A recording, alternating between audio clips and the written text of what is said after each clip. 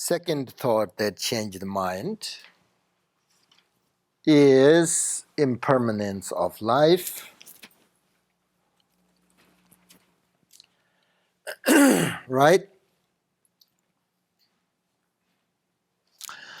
Why is impermanence the second? It is because the preciousness of the human life could end at any time. We don't like to hear this. We love to practice on precious human life, right? Maybe we are a little bit difficult to practice impermanence of life. But don't worry, I will say very nice way and will not discourage you and your practice on impermanence. So the precious human life is very important. First, we need to understand that, but that preciousness of human life is really impermanent. Therefore, we have to understand about impermanence of life. So when we talk about impermanent, usually there are four endings. Probably you know. So the end of gathering is what? Separation, right? For example, we all together here today, just today, right? But end of this retreat, end of this gather, we don't stay here together. There is not this gathering remains forever. So the time gets shorter and shorter, right? And then at the end of this gathering is separation. Because time is like every day like this, right? We already done now the morning. Now is we already now it's like 10:30. You know, time is shorter. So the end of this teaching, this retreat, separation. So everything is like that. You know, that's just this is just an example, right? But everything is like that.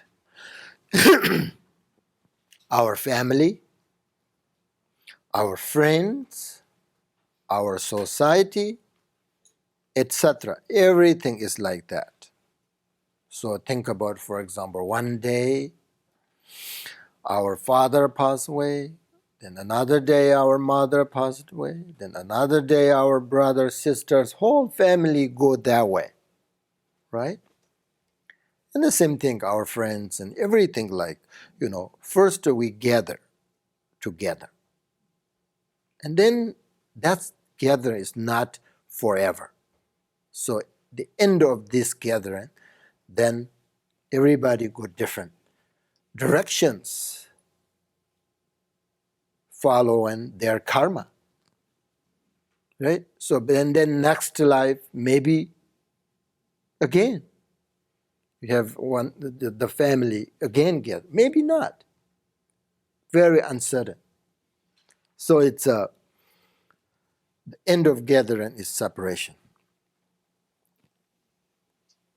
That's just a example, right? But we really attached to the permanent because we want always our family together, always.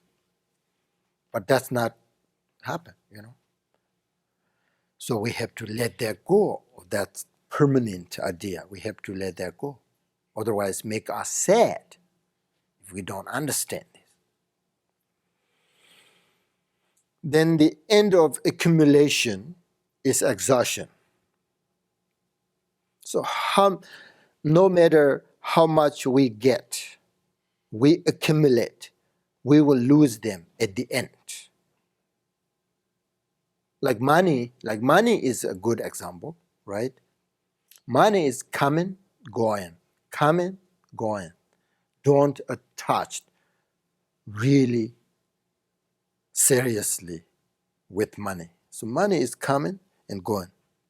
Everything is like that. You think about your clothes, your how many pair of shoes you have, did you buy, how many, like that, everything we accumulate, and then what? They're not stay forever, right? So that's why Dr. Rinpoche says that, end of accumulation is exhaustion. It's okay. So you buy a pair of shoes, especially a woman, like 90 or 100 or 200 pair of shoes, I heard it. So when you buy, okay, maybe it's too old, then you have to buy another one. That's good, right? But maybe you buy it, but it's a good, but still it's fresh, still is very new. But you see other one, then you buy it, right? So you accumulate, you accumulate.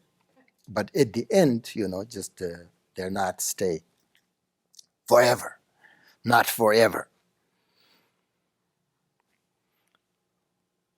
So we have to let that go, And then the end of height is fall down.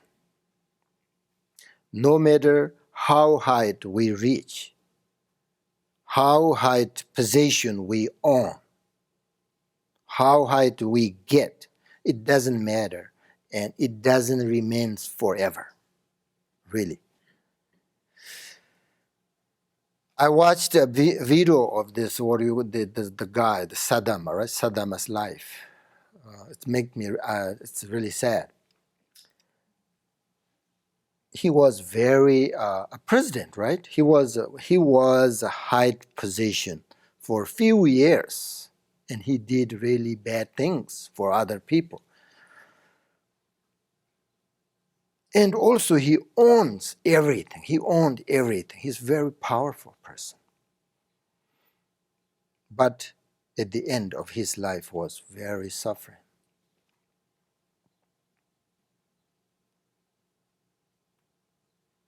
That's just an example. Like all like that. I really recognize that if we don't have a kind mind, if we don't have a bodhicitta mind, and if we don't understand the essence of our life, no matter what we do is meaningless.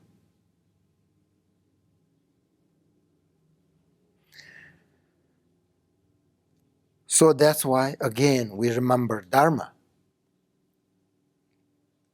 If you get very high position and you have a kind mind, then you do very good things, very beneficial. Your possession, you have lots of power. But if you have selfish mind, so bad, then you destroy, harm others, because you have power. So Dharma makes you really, all your activities, all your life, meaningful.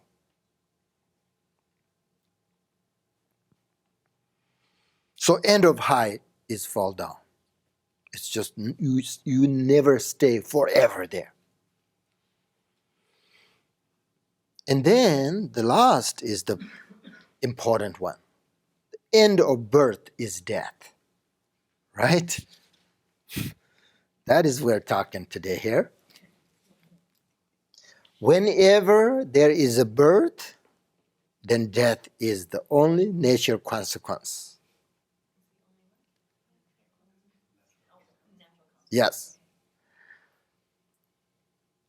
Beautiful birth and opportunities we have, but it doesn't remain forever. So precious human life again. not only precious human life, this is we're talking about general impermanence. So Buddha said that all conditioned things are impermanent. All these compounded, right? Compounded things are impermanent. So this is all compounded. Ndishi in Tibet, very useful. I don't know. But it all is compounded. So the definition of compounded is impermanence. Everything. Everything gather, everything has a cause and conditions, and everything appears, everything like this. But the definition of it is impermanence, which means like not stay, not remains for forever, you know.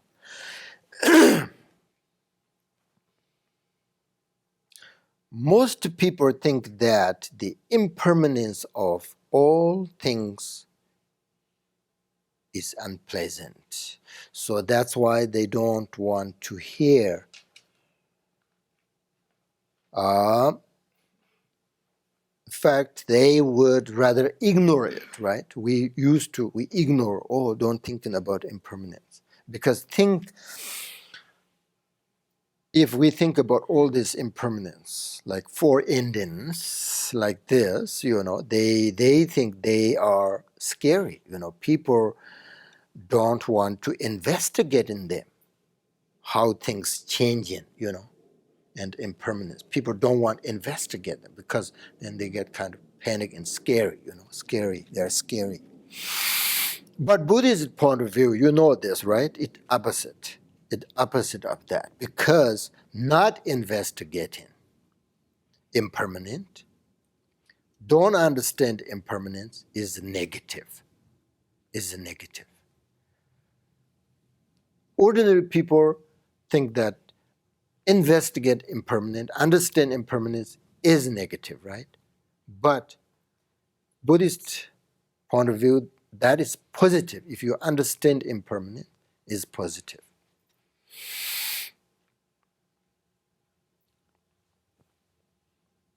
And for authentic practice,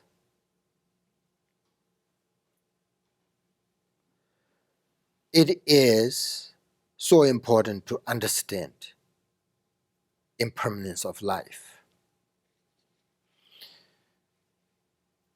Because the idea that perceiving and practice impermanence is the key to happiness.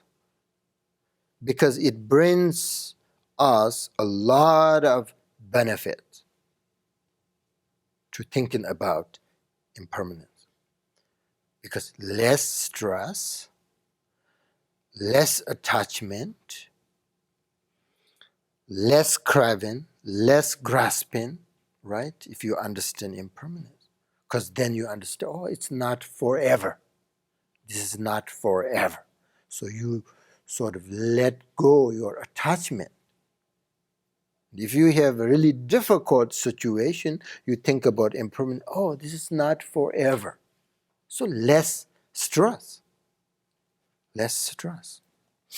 It will change, you know, it will change. But we have to change it in good way because that is depends on cause and condition. Our activities, our attitude, all of that. That comes next, right? The cause and karma. But we're talking just understand about impermanence. The result of practice impermanence is actually one thing, easy, simple, one thing. It is we can diminish our clinging to permanence, right? Which is root of all other problems.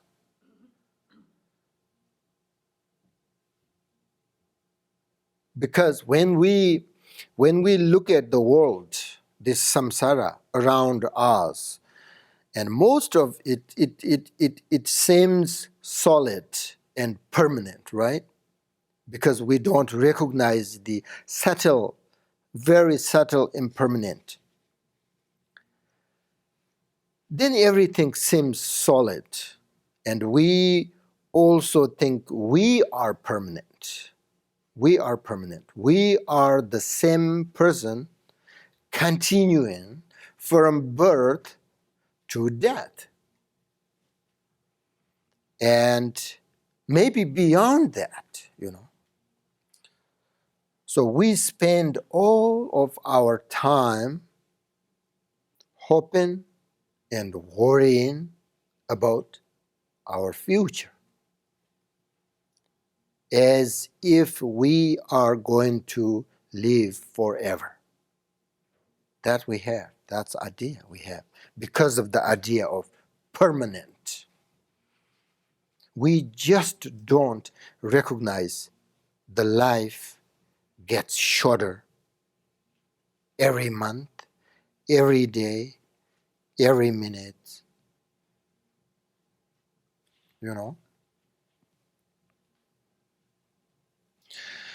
People might think that they're young, they're healthy,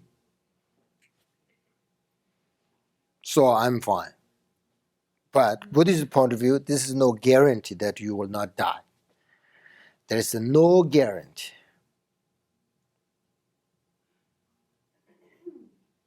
There is no guarantee. You buy a used car, they don't give you guarantee. There is no guarantee. Buddhist point of view, no matter whatever you say, how much, I'm young, I'm healthy, everything's all right, everything's good. The Buddha said no guarantee. Still no guarantee, Because when our time has run out and at the point of death, nothing can stop us from dying. No medicines, no doctors, no long life empowerment, nothing. Wherever we go, we will die. Whoever we are with, we will die. No matter, which country we live, we're going to die. No matter, if we are wealthy or possess nothing at all, we will die. So this means, when we think about this means that tomorrow or the next life, we never know which will come first. Tomorrow come first or the next life come first. No guarantee. We all know death will come one day, right? But the problem is that we always think it will be sometime in the future, in the future. Our life is very precious to us. We have this wonderful life with all its freedoms and potential for liberation. And we also have the opportunity to follow the teachings of the Buddha. This is so fortunate. And we really need to keep this kind of precious life continuously, right? Make sure that all the time in the future we have this kind of precious life. We can. If you make the correct causes and conditions, we can. It depends on you, individual.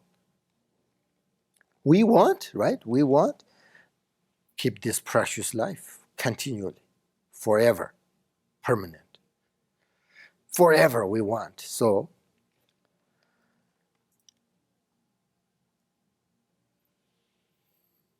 but when the time of death, we will lose everything, right? Except except our spiritual practice. That's why, again, Dharma is so important. We will never, ever lose Dharma, no matter what circumstances, until you reach the Buddhahood. If you keep the Dharma, you never lose. Other than that, the time of death, we will lose everything. We will lose everything. Possess, property, family, friends, everything. We will lose. But it's okay. It's nature. So if you lose your Dharma, the spiritual practice, then very bad, right? But we should keep that in our mind. Then we will never lose Dharma, and we will never lose this precious life. Doesn't matter. It's permanence or impermanence. Doesn't matter. We will never lose our precious human life. We are continually, coming, and being this with this freedom's advantages, being human birth. So the only thing that can help us to keep this precious life all the time is the Dharma, is the virtue, if we have some. Only that. When we die, if we have this virtues, Dharma, we will happily die. If we were alive, if we have Dharma, virtues, we are very happy. So this is why the spiritual practice can help, and we make our lives meaningful. And our death is meaningful if we have the spiritual life.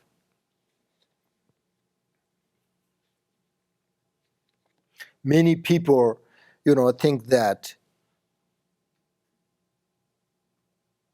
we think that we will be protected by the Buddha from suffering as a Buddhist. But if by ego we have done sort of non-virtue and evil deeds, the result of suffering is wrapping with us. Buddha cannot protect. Long life empowerment cannot protect. We are going to die. So we, the only people, can protect our lives, but only through our spiritual practice development. Not Buddha, not family, not friends, not your property, nothing, and so on. So only Dharma can help, can protect. So that's why it's very important. So the life is impermanent. We all know it. So what is use of having so many things? Because, if you think about life and it is impermanent, then sooner or later we're going to lose them. And when we lose something that we are so attached to, then we suffer a lot because we can't let it go.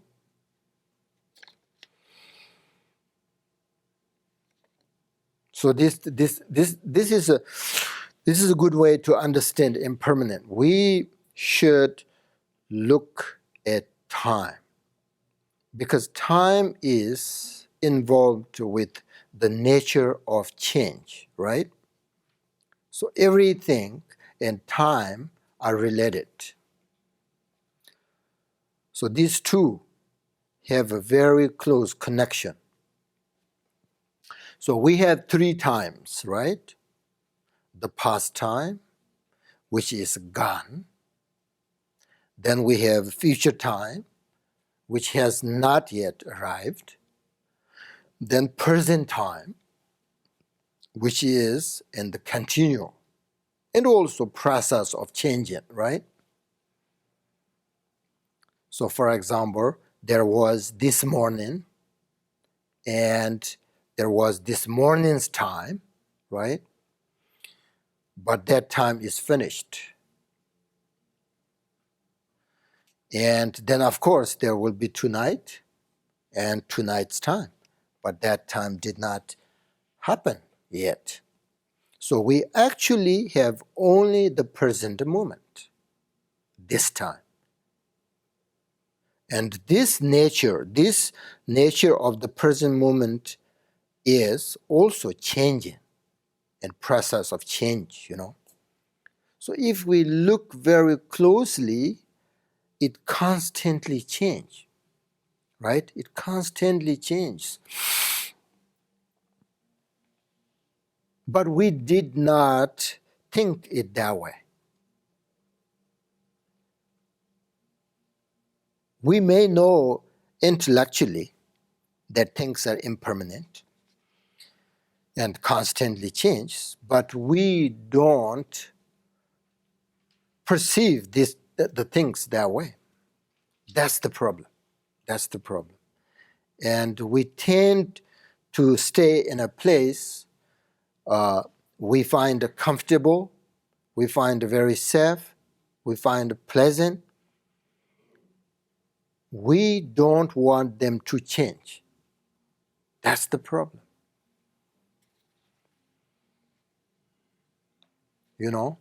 For example, if you have you have a flower yesterday, and have it with you now today, is that flower you have now the same as yesterday's flower?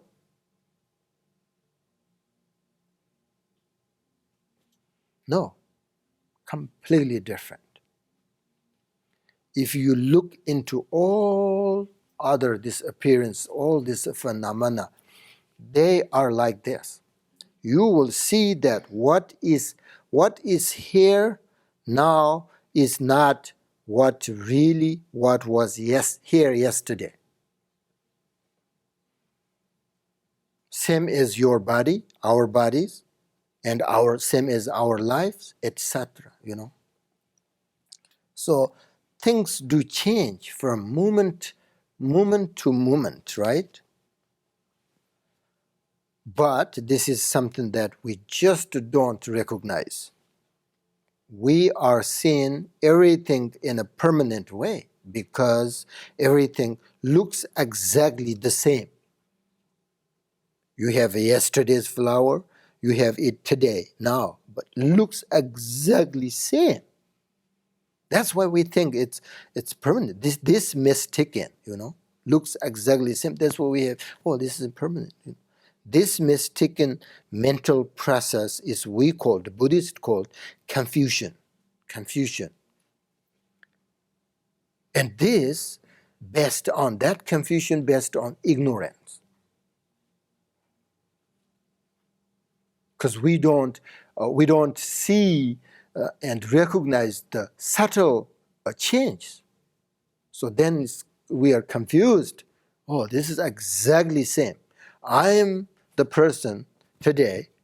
I'm yesterday, same, exactly same. Right? So that's confusion, ignorance. So this is what we call Buddhist subtle impermanence. Because change moment by moment. We don't recognize it because it still looks exactly the same. So we need to know that what is the relationship between the ideas of impermanence and our lives. Because we attached to so many things. And in order to find them, we have a lot of obstacles. And we work very hard to find them. That make us stress and suffer. Therefore, In this rather short life that we have, we should satisfy with what we have, and we should enjoy with our lives as long as it remains. Don't worry, about death, but we should enjoy as long as we have this body, this life. The moon in the water is beautiful, and we enjoy it as long as it lasts. But we should not believe that this moon in the water is permanent. It's not permanent, right? When you see ocean, beautiful ocean, blue, and then they reflect the moon and the ocean, we enjoy, beautiful.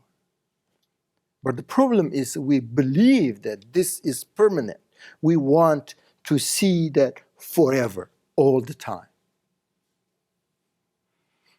Likewise, our lives. That's why what I mean by when I say we should enjoy with our lives without attachment.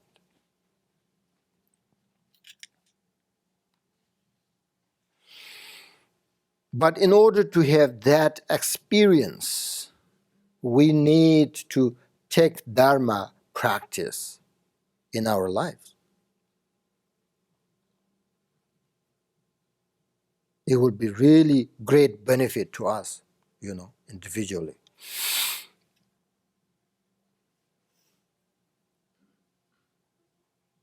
And it is also possible when I say, enjoy with our lives. That means it's possible that we could get in the attainment without abandoning what we are already done with our lives. So we should do our daily things, but try to do them together with the Dharma, meaning that you can keep your worldly activities, but do your Dharma practice with that. Then Buddha said that you will become even more capable at your worldly activities and will probably be able to accomplish those even better than before.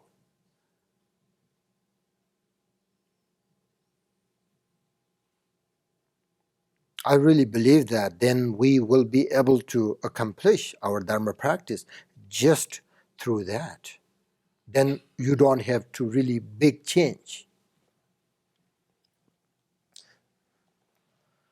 Otherwise, Buddha said, life is dukkha, right? In Sanskrit term, dukkha means stress, which means stressful, unsatisfactory, and suffering. That is dukkha. Very basically, life is full of craving or thirst. That is never satisfied. This thirst comes from our ignorance. We see ourselves as permanent beings.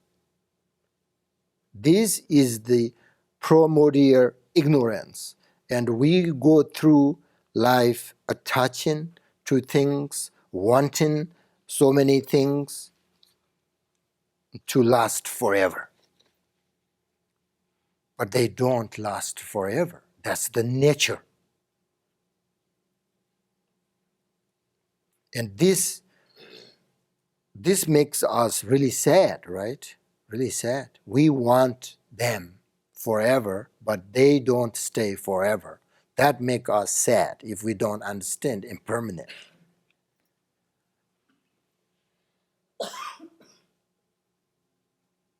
And generally, when we say, I am a Dharma practitioner, it means a person who is able to handle all types of circumstances. We should be able to understand all circumstances, and we should never discourage us, and we should not let they control us. It's difficult, this impermanence, and difficult being a good Dharma practitioner. This morning, by the way, I got sick. It's impermanence, I just recognized, I got sick, and when I wake up, I had a headache, bad headache, and then I have a stomach ache, and then I throwing, and nausea, and all of that. And then I think about my practice, so difficult. So I said, you can't get sick today. Not today, please. You can get sick other day. Today, give me a time to teach, I have to teach. But it's really difficult, Otherwise, Dharma practitioners really need sort of ready, to deal with any kind of circumstances. My root teacher, Kanchen Jingme Panso, one day he was really sick, but he just can't handle. He throw in, and then he teach, and then he throw like that. It's just, when I think about it, he is just really not just a regular being. I cannot do that. Even I have a little bit headache, it's difficult to focus on practice. But he's, okay, it's fine. It's a little, and then he teach, no problem, like that. But it's not easy, They can, handle all kind of circumstances, but I can't, When I say, this is just impermanence, shows us, last night I was very healthy, nothing problem. This morning I'm sick, there is no guarantee. And then I, said, oh yeah, you can't get sick. So then it slowly went away, fortunately. But when you have this kind of circumstance, it's really difficult to focus on your practice. It's very difficult. But I think that's why when we, have really, when we die, with very sick, I think it's really difficult to focus on meditation. But right now we have to really try, and then maybe we'll be able to practice at that time, Because this is difficult. We, in our day-to-day experience, we are sort of up and down. We follow all our emotions and all disturbing thoughts. So that's why I think difficult to handle this kind of circumstances. There is competitions, and the competition is the cause of jealousy, and that jealousy is the cause of anger, and all this kind of things. So we experience everyday jealous, anger, attachment in our day-to-day experience. So when you think about impermanence of life,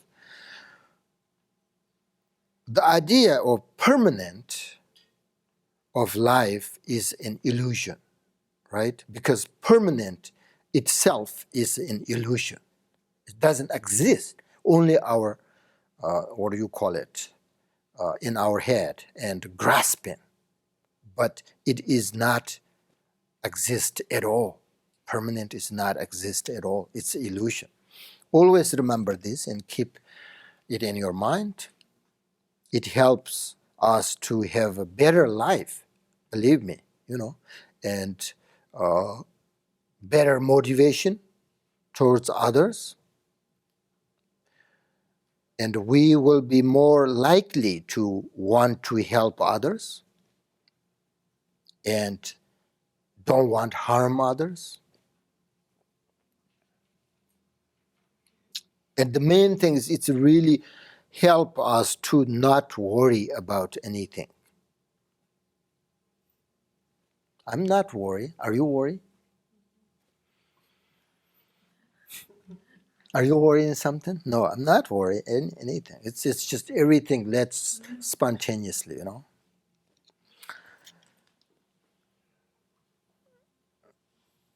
So if we have some experience of impermanence of life, we will behave differently. So what is necessary is to recognize that the time is short, the life is impermanent, so that means the death is uncertain. Because of that, to realize that we should not attach too many things, right?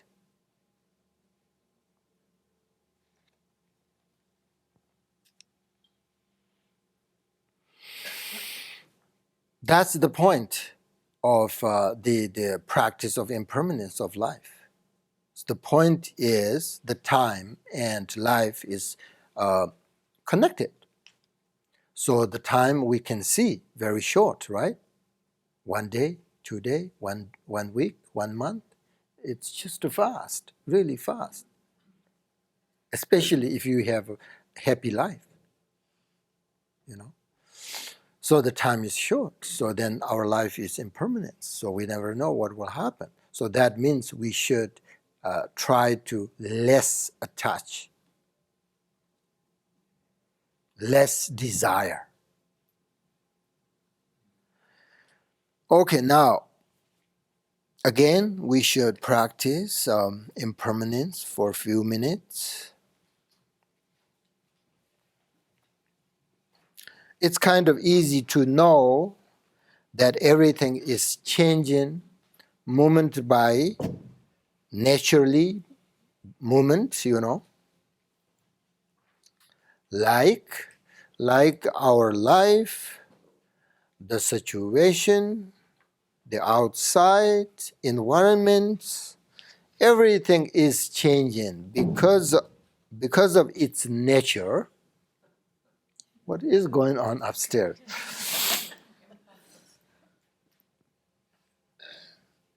Don't worry, it's not forever like this.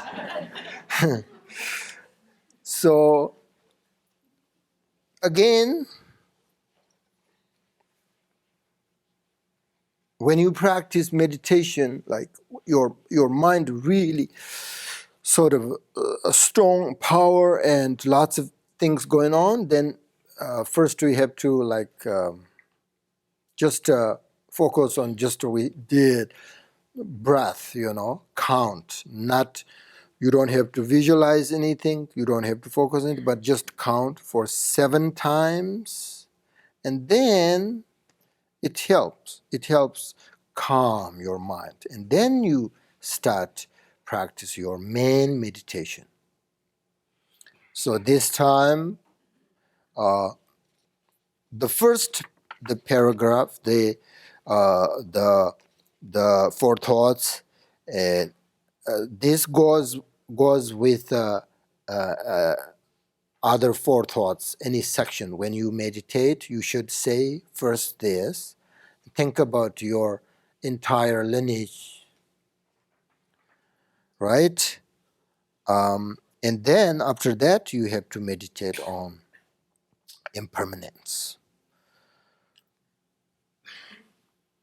So say one more, recite the 1 time the Guru Yoga practice, right? Which is the Namo, you are that one we did. So this time we just say 1 time, and then at the end of the prayer, just rest your mind and merge completely with your lineage, Brahmasambhava, whatever, and then you rest there for a few minutes, okay? Namo You are the glorious embodiment of the wisdom, love, and power of the Buddha, the three times and their years. May we never part, my soul and everlasting source of refuge. Please dwell in the chakra of great bliss on my precious Guru. I pray to you, please grant your blessings, my supremely kind Master.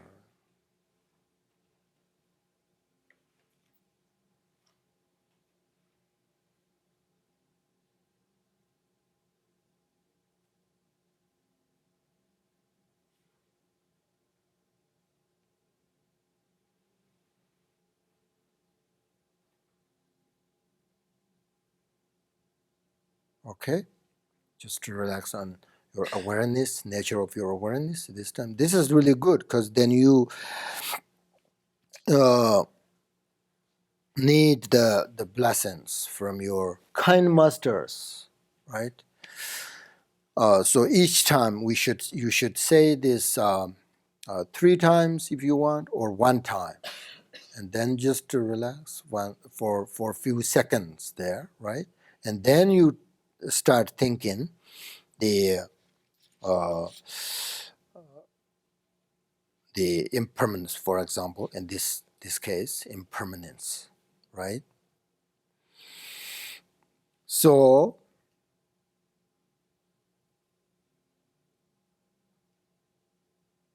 you you breathe you breathe out, you breathe in. Also, like when you breathe in, think that this also related to time.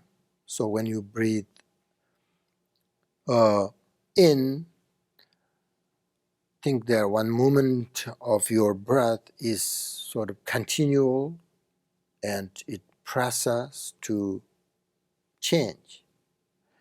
And when you breathe out, you should recognize that one moment of your breath is gone, is past.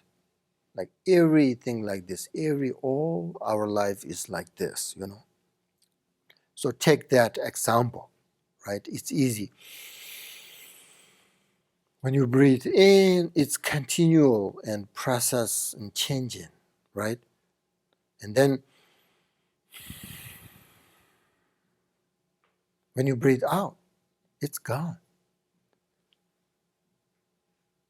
No more, you can't that breath back, can't get back. It's gone. That's good example of our life. Everything is like that. So then you have another breath in, it's coming. So you don't worry about it. Oh, it's gone. My one breath is gone. You don't have to worry because then then when you breathe in, it's coming, right? So everything looks like that. And then relax and look deeply into your mind. Look deeply into whatever you see. Look deeply whatever you hear. All of them changing moment by moment, right? So this not really particular you thinking or visualize on something. Whatever, when you meditate on impermanence of life, sometimes close your eyes and thinking about your life. Sometimes open your eyes whenever you see it's changing. It's process of changing. It's impermanence, right? So you have to sort of recognize all this through our six senses. Whatever is here, you're touching, you're saying, your everything is changing, is impermanence. You have to let go that permanent idea, the grasping. Oh, I want this forever. We have to let that go. That helps. So if you see this, oh yeah, it's different. It's process of changing. So it's changing. It's impermanence. That helps your idea of your permanent, the grasping. of permanent, right? So that helps. So you have to sort of deeply look at, and so also this is very mindful. If you do this kind of meditate, you look, not just to look, right? Deeply with your mindfulness, then you will see it, you will understand, you will realize that it is changing, right? And then again, breathe in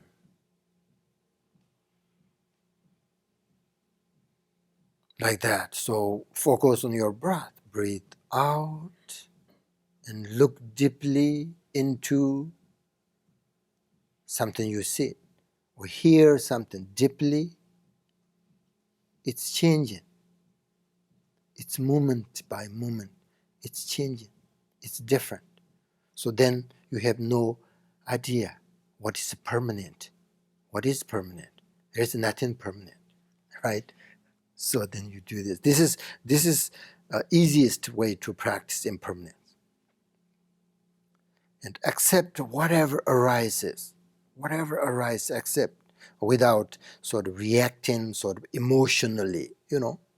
Whatever happens is part of your nature process, part of your nature, the life, impermanence of life. So accept everything, but just also let go everything. So without sort of this means, without trying to maintain or remove anything, just to let it be naturally. Allow everything to arise and dissolve by naturally, right? And then recite the impermanence prayer. Okay? Are you ready? 3 times. And just slowly, right?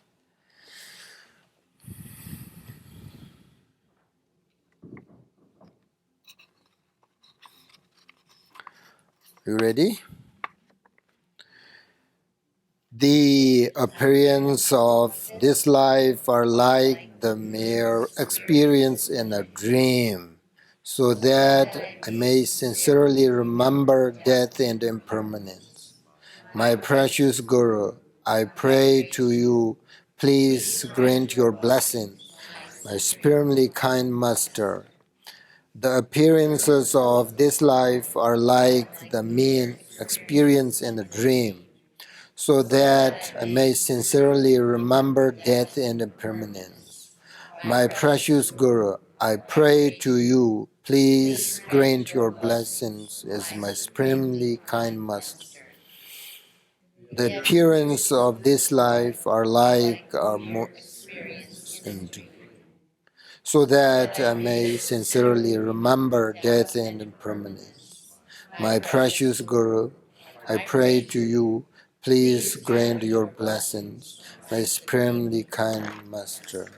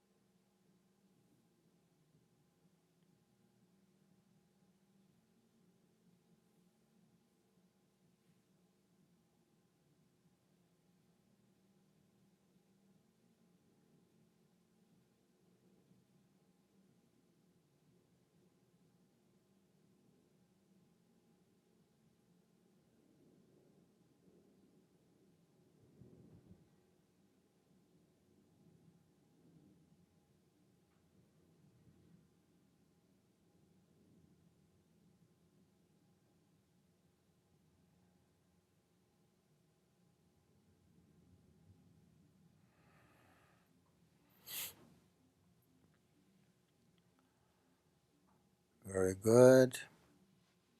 So this is analytical, again, analytical meditation. So you should let your mind think and investigate. So let's say, for example, we hear the sounds, the music. Don't worry, don't upset. Oh, I can't meditate because of that. So you can take that, put into your practice. Oh, you see, you hear, oh, it's changing. Really focus on it, right? Then it doesn't bother you. You just to focus on, oh, it's changing. Maybe you like, maybe you don't like, doesn't matter, it's changing, moment by moment. So if you take that in your practice, part of your practice, then you really enjoy with your meditation. Meditation, Buddhist point of view, meditation is everything, right? Sometimes people say, oh, I can't focus on because of this loud, bothers me. So that means you think that part is not your meditation. You think something else you really focus on. But Buddhists do, that's why Buddha said that Buddhist practitioners really ready and can handle any different circumstances. Good, bad, neutral, whatever, you can take that and put into your meditate, and part of your meditation, everything, and then pleasant. That's why everything will become very gentle, kind, and nothing bothers you, nothing upset you, and not angry, nothing, just everything part of your meditation, and then be everything's smooth and pleasant and enjoy and everything like that, right? So there's no separation. You really need to recognize that when you meditate, there's no separation. Everything's about your meditation. That's why great meditators, they can handle everything because they think everything is meditation, right? So then you really, sometimes our minds are very sort of strange one way, because now like impermanence, right? When you practice impermanence, you let your mind think. Sometimes it doesn't want to think, it just really relax there, and then don't think, just relax on that. That's what we call the relaxation, right? Relaxed meditation. So relax, and then arise your thoughts, and don't follow other thoughts, just focus on permanence. Many ways you can think and meditate on permanence, right? The idea of this meditation is actually let go of your permanent concept. We have that very strong all the time. Automatically, we think this I am. Yesterday I did in this, and this. Today I'm doing this, and tomorrow I'm doing. I am means I am is really permanent.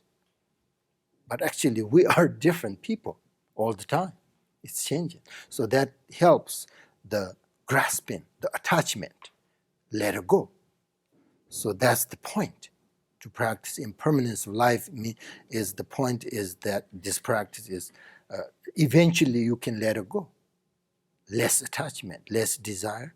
Instead, also like you really enjoy with your life. Satisfaction, right? So that's all about.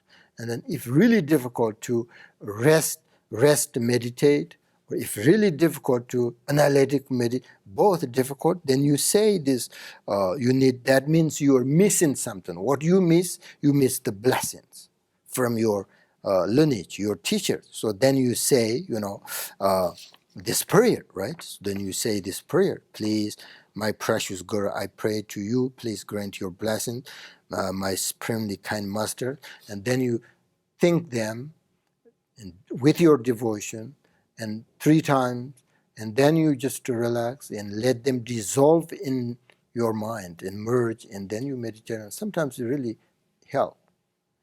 So that's all you do, how you practice. sometimes people have no idea. When I practice my 4 thoughts that change mind, I just go through like this, but they don't really, not enough to think in detail. Because this is our life, though. Think about this. 4 thoughts that change mind. This topic, this teaching. This teaching is our life, nothing other than that. So when you thinking about these teachings and meditating on these teachings, you are actually focused on your life, right? There's nothing separation. Not teachings there, you're here, that's not good, right? So whenever we're thinking about 4 thoughts that change your mind, is we're thinking about our life and how to take care of our life. And if you have more room, then you also have to take care of others.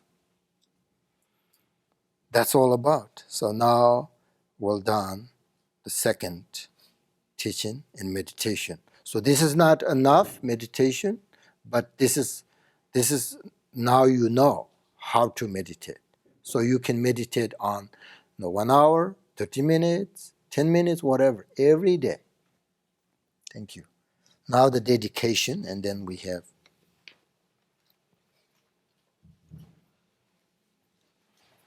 lunch, and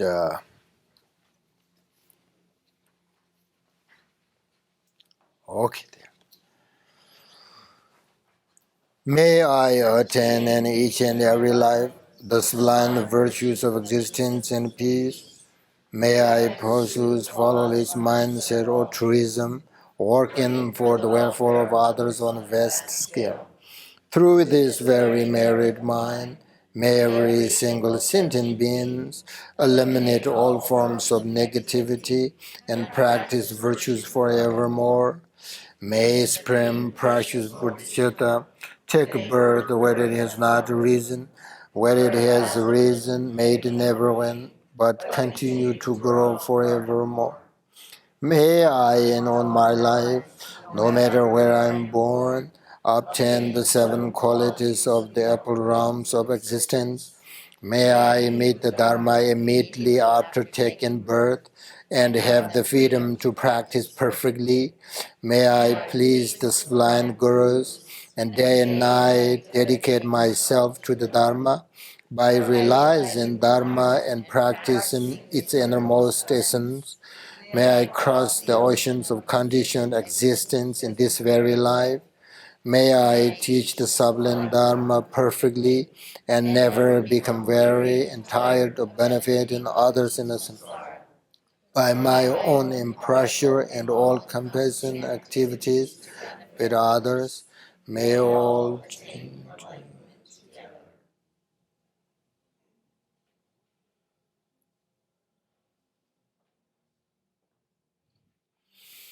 Thank you.